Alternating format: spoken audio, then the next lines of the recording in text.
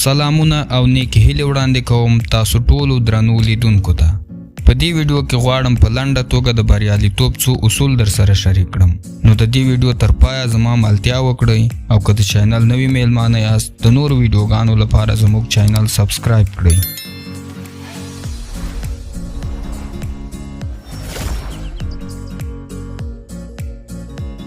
یو، باید دا پریکړه وکړئ چې کومې موخې ته باید ورسیږئ، یعنی موخه مو څه ده.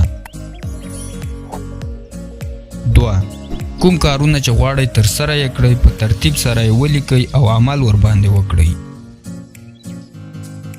3، تاسو چې څه غواړئ په اړه یې بشپړ معلومات ترلاسه کړئ او څه چې اړین وي ترې زده یې کړئ.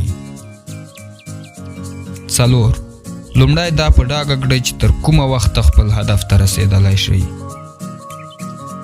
5، هڅه وکړئ چې پریکړې مو سمې وي. که مو پریکړه ناسمه وي نو باید بدله یې کړئ.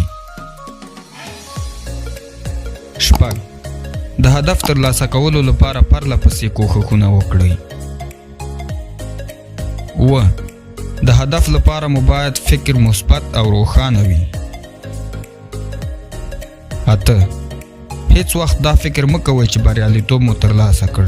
په یاد مو وي چې لومړی بریا دویمې بریا ته لار هواروي.